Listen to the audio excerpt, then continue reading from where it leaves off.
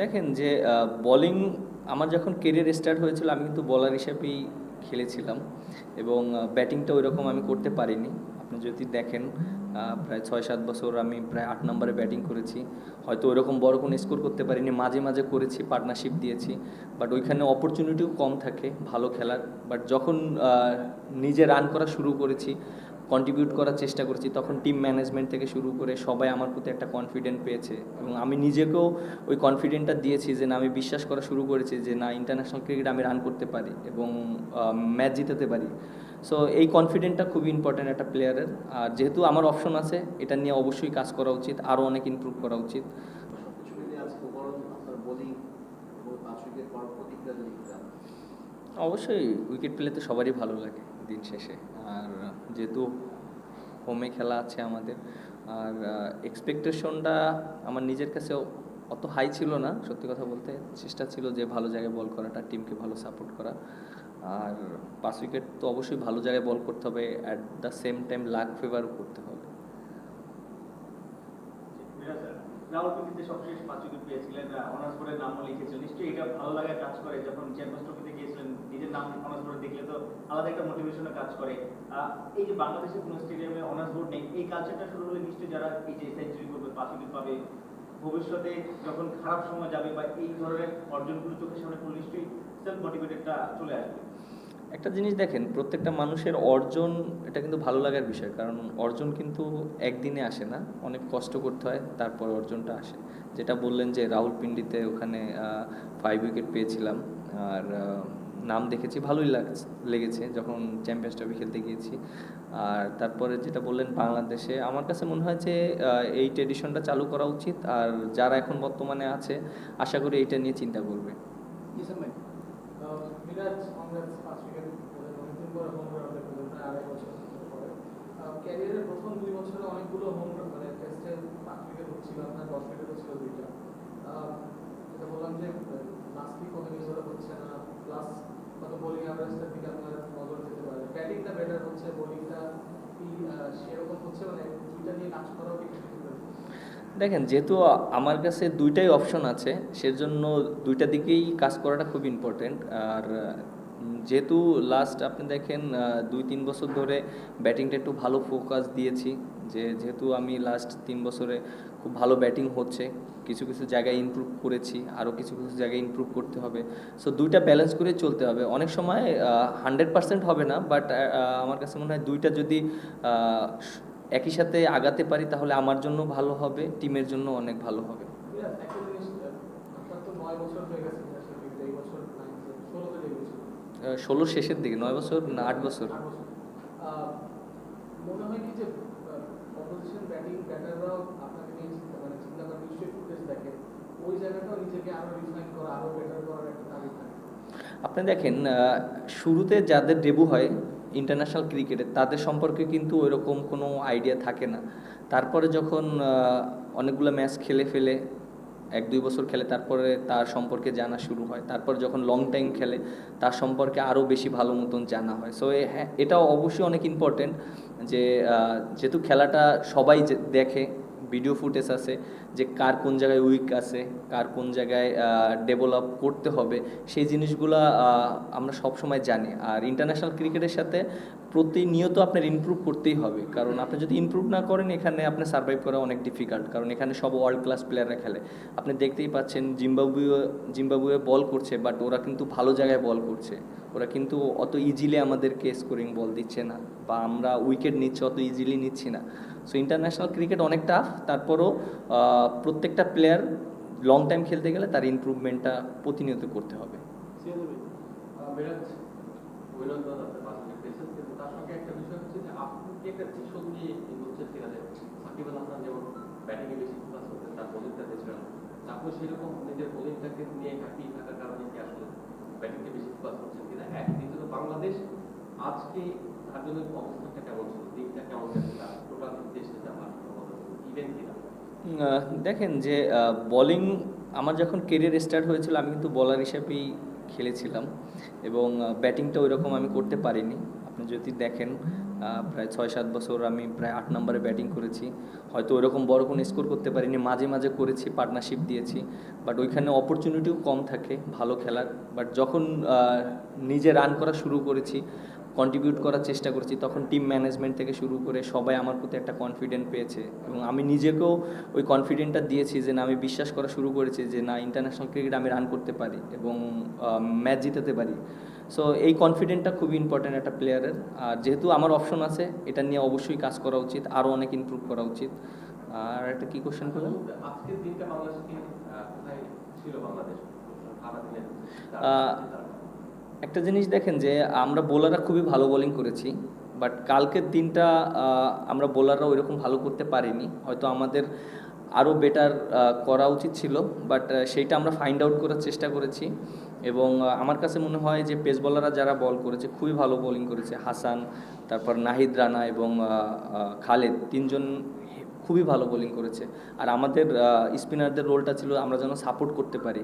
কারণ দেখেন, একটা টিমে যদি বোলাররা অনেক ভালো থাকে, বিশেষ করে পেস বোলার, যেহেতু টেস্ট ক্রিকেটটা ফার্স্ট ইনিংসে পেস বোলারদের অনেক ইম্পর্টেন্স রোলস থাকে, সো তারা সেই জিনিসটা মেনটেন করে গিয়েছে এবং আমার কাছে মনে হয় তারা যেভাবে বল করেছে এটা আমাদের টিমের জন্য অনেক হেল্প হয়েছে ওদেরকে অল আউট করতে। টিপিক্যাল বাংলাদেশি উইকেট তো এটা না, স্পিনারদের জন্য যে অনেক বেশি হেল্প আছে তা না। এবং আপনি ফার্স্ট স্পেলটারও খুব বেশি পাচ্ছেন না। তারপর সেকেন্ড স্পেলে আসার পর আপনার প্ল্যানটা কী ছিল, কীভাবে বোলিং করে উইকেটগুলো দিলেন বা আপনার পরিকল্পনা কী ছিল, ক্যাপ্টেনের সঙ্গে আলোচনা? দেখেন, যেহেতু আমরা খেলার ভিতরে থাকি, আমাদের আমরা অনেক সময় বুঝতে পারি যে আমাদের এই উইকেটে কিভাবে বল করতে হয়। কোচদের একটা মেসেজ ছিল যে এই উইকেটে পেসটা অনেক ইম্পর্টেন্ট, কীভাবে পেসটা কন্টিনিউ করা যেতে পারে। তারা আমাদেরকে খুব ভালো গাইড করেছে এবং আমরা তো এখানে আমাদের ভিডিও ফুটেজ আছে।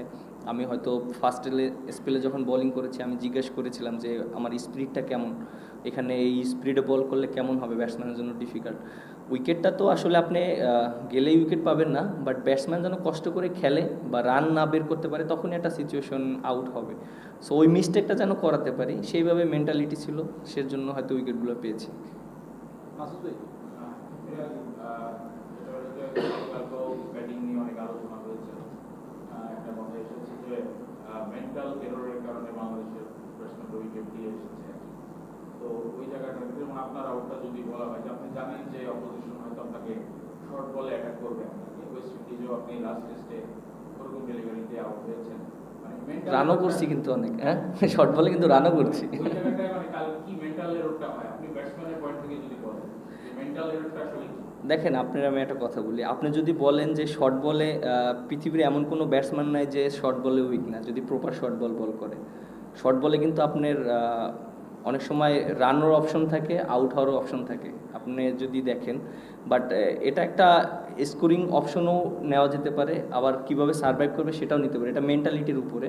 যেহেতু আমি ফাস্ট বল গিয়েছি, হ্যাঁ ফাস্ট বল একটা প্লেয়ার যখন যায় তখন তো তার এক্সপেকটেশন ওইরকম থাকে না যে বাউন্সার করতেও পারে, করতেও নাও পারে। But at the same time হ্যাঁ, বলটা যেখানে করেছিল আমার জন্য হয়তো আমি ইজিলি ছাড়তে পারতাম, বাট যেহেতু আমি ফাস্ট বল ফেস করেছি এটা আমার জন্য একটু চ্যালেঞ্জ ছিল। বাট আমার কাছে মনে হয় যে ইমপ্রুভ করার অনেক জায়গা আছে, সো আমরা এটা নিয়ে কাজ করছি এবং ইনশাল্লাহ ইমপ্রুভ করব। দ্বিতীয় দিন শেষে আসলে এই ম্যাচটা কোন দিকে যাচ্ছে বলে এখন পর্যন্ত আমাদের কন্ট্রোলে আছে আমি মনে করি, কারণ ওরা হয়তো 82 লিড পেয়েছে আর আমরা হয়তো আজকে ভালো একটা স্কোর করেছি, হয়তো আমরা মেবি 25 রানের বিহাইন্ডে আছি। আর যেহেতু আমাদের এক উইকেট গিয়েছে, সো আমাদের ব্যাটসম্যান আছে, আমরা যদি ভালো একটা টোটাল দিতে পারি ওদেরকে, সো 4 নম্বর দিন ওদের জন্য অনেক চ্যালেঞ্জ হবে এই উইকেটে।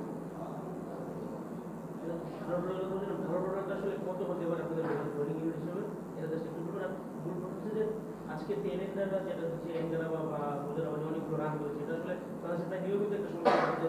6-7 উইকেট আপনারা নিয়ে নিচ্ছেন, শেষ 3 উইকেটে 60 রান 70 রান হয়েছে, যেটা অনেক সময় বাংলাদেশকে পিছিয়ে দেয় বা মোরাল মেন্টালিও বা মোরালিও একটু ডিসঅ্যাডভান্টেজের কারণ। এই জায়গাটা আসলে কিন্তু সময় ধরে কী হয়, এগুলো মেন্টালি আবার তখন একটু স্থিমিত হয়ে পড়ে কিনা বা কী হয়? আচ্ছা আপনি দেখেন ব্যাটসম্যানরা যেভাবে ব্যাটিং করেছে আর ওদের যে ব্যাটিং করেছে এটার ভিতরে পার্থক্য আছে না, আপনি দেখছেন ওরা কিন্তু ভয় ডরহীনভাবে খেলেছে। একটা বলার যখন নামে তার কিন্তু কোনো এক্সপেকটেশন থাকে না। আপনি দেখেন যে মুজারাবানি যেভাবে ব্যাটিং করছে, নাহিদ রানার বল যেভাবে খেলেছে, 2-3টা কাঞ্চি লাগলে তো 4 হয়েছে। তারপরে ইনগ্রাবা যেভাবে রান করেছে, সো আমার কাছে মনে হয় ওরা চান্স নিছে, সেটা ওদের কাজে লেগেছে, এর জন্য রানগুলো হয়েছে।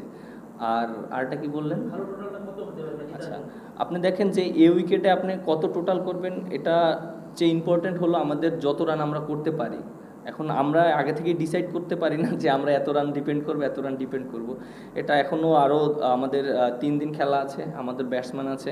সো আশা করব যত রান আমরা দিতে পারি বোলারদের জন্য, যেহেতু আমরা ফার্স্ট ইনিংসে আমরা ব্যাটিং করেছি, আমরা হয়তো বড় স্কোর করতে পারিনি, বাট এই ইনিংসে যেন আমরা টোটালটা এমন একটা জায়গায় দাঁড় করাতে পারি যে বোলারদের জন্য একটা ভালো একটা এনাফ স্কোর থাকে, যেটা সবাই রিল্যাক্সে ভালো মতন বল করতে পারে। এটা আজকে যে অবস্থা ব্যাটসম্যানরা একটু আশা দেখে যাচ্ছে, মানে আমাদের ব্যাটিং এর যে অবস্থা, আপনি কি আপনাদের সতীর্থ হিসেবে ভরসা রাখেন কিনা যে আপনাদের একটা টোটাল দিয়ে যাবে তারা? আপনার বিরুদ্ধে করলে আচ্ছা আপনি ওয়েস্ট ইন্ডিজে আমরা যে ম্যাচটা জিতেছি দেখেছিলেন? আচ্ছা ওই ম্যাচটার আমরা কিন্তু দেখেন 174 রানে অল আউট হয়ে গিয়েছিলাম। তারপর হ্যাঁ আরো কমে 174 এরকম, হ্যাঁ 74 রানে অল আউট হয়ে গেছিলাম। পরে ওদের কিন্তু 145 রানে অল আউট করে আমরা লিড পেয়েছিলাম, বাট ওদের কিন্তু 70 রানে 1 উইকেট ছিল। আবার এই যে টেস্ট ম্যাচটা হচ্ছে, সো ওই ম্যাচ থেকে আমাদের অনেক কিছু শেখার আছে, আমাদের কনফিডেন্স দিচ্ছে যে না আমরা ওইখান থেকে যেহেতু আমরা ওয়েস্ট ইন্ডিজের মাটিতে জিততে পারি, সো যেহেতু এটা আমাদের হোম গ্রাউন্ড, আমরা এখানে আরও বেটার করতে পারি। সো আমাদের ওই ট্রাস্টটা ব্যাটসম্যানদের উপরে আছে। আর আমাদের টিমে যে ব্যাটসম্যান আছে অনেক টেস্ট খেলা প্লেয়ার, যারা অনেক মোস্ট সিনিয়র এবং এক্সপিরিয়েন্স প্লেয়ার। সো আমরা কেন না তাদের উপর ট্রাস্ট করব। সো আমাদের অবশ্যই ব্যাটসম্যানদের উপর অনেক ট্রাস্ট আছে, এবং তারা যে কোনো 2টা বড় পার্টনারশিপ করলে বড় স্কোর করতে পারবে। মাইদানে খুব ভালো শুরু করেছিলেন দিনের শুরুতে, আপনিও ভালো বোলিং করেছিলেন। তারপরেও 82 রানের লিড জিম্বাবুয়ে, 270+ রান তারা করেছে। আপনার কি মনে হয় যে মানে আপনারা কি ভেবেছিলেন তারা এতটা রান করতে পারবে? মানে এক্সপেকটেশনের চেয়ে বেশি রান তারা করে ফেলেছে? আপনি দেখেন এক্সপেকটেশনের চেয়ে বেশি রান করেছে কিনা, যখন কালকের দিন শেষ করেছে তখন কিন্তু ওদের 67 নো লস, তখন কিন্তু ওরা কিন্তু এগিয়ে ছিল। বাট আপনি আজকে যখন আমরা শুরু করেছি তখন কিন্তু আমরা অনেক ভালো বোলিং করেছি গতকালকের চেয়ে। সো আমরা আমার কাছে মনে হয় যে আমরা যে এক্সপেকটেশন করেছি সে তার ভিতরে আটকাতে পেরেছি। বাট হয়তো শেষের দিকে যে ব্যাটসম্যানগুলো 30-40টা রান করেছে, এটা একটা এক্সট্রা হয়েছে। সো আমার কাছে মনে হয় যে এটা ওরা চান্স নিয়েছে বোলাররা, এর জন্য রানগুলো হয়েছে। বাট আমার কাছে মনে হয় না এটা একটা পেশার। আমরা ব্যাটসম্যানরা যদি রেসপন্সিবিলিটি নিয়ে একটা ভালো স্কোর দাঁড় করাতে পারি আর একটা ভালো টোটাল দিতে পারি, আমরা পরে ডিপেন্ড করতে পারবো। আর টেস্ট ক্রিকেটের এটা একটা সৌন্দর্য আমার কাছে মনে হয়, একবার ওরা এগিয়ে থাকবে, একবার আমরা এগিয়ে থাকবো, দিন শেষে ভালো যারা খেলবে তারাই রেজাল্ট আসবে। এই উইকেটে জিম্বাবুয়ের দুই ওপেনার যেভাবে ব্যাটিং করলেন, তারপরে ওইখানেই বাংলাদেশের ওপেনাররা আসলে কিছুটা খাবি খেয়েছে। দ্বিতীয় ইনিংসেও এসে মোটামুটি একই চিত্র দেখা গেছে। যদি জিম্বাবুয়ে একটা ক্যাচ মিস না করতো, আরও একটা উইকেট যেতে হতো। তো এই ওপেনিং যে সমস্যাটা দীর্ঘদিন ধরে হচ্ছে বেশিরভাগ ম্যাচগুলোতে, এটা নিয়ে আপনারা কিছু ভাবেন কিনা? ভাবলে সেটা কি ধরনের ভাবেন? বা এটা নিয়ে আপনাদের কোনো পীড়া দেয়? দেখেন নতুন বলে কিন্তু আপনার 1-2টা উইকেট যেতেই পারে। আর এটা হ্যাঁ অবশ্যই আমাদের এই জায়গাটা ফোকাস করা উচিত, এবং আমরা যারা ব্যাটিং করছে তারা এইটা জিনিসটা নিয়ে কিভাবে রান করতে পারে, একটা পার্টনারশিপ করতে পারে, হয়তো বড় স্কোর না, ছোট ছোট পার্টনারশিপ করতে পারে, এটা অনেক ইম্পর্টেন্ট। আর ওরা যেভাবে ব্যাটিং করেছে, হ্যাঁ ওরা ফার্স্টের দিকে খুবই ভালো ব্যাটিং করেছে, এবং যেভাবে ওরা মানে বল সিলেকশন করেছে এটা অনেক ভালো ছিল। তারপরে আমাদের বোলাররা খুব ভালো কামব্যাক করেছে, এবং ওদেরকে ওই চ্যালেঞ্জটা দিয়েছে যে কিভাবে ওরা যেন ইজিলি রান না করতে পারে। আমরা যখন ওদেরকে রান স্টপ করে দিয়েছি তখন আমাদের অপরচুনিটিগুলো তৈরি হয়েছে, তখনই আমরা উইকেট পেয়েছি। ফোর্থ ইনিংসে ব্যাটিং করাটা কঠিন হবে, কত রান ডিফেন্ড করার মতো পর্যায়ে আছে বাংলাদেশ এই বোলিং অ্যাটাক নিয়ে?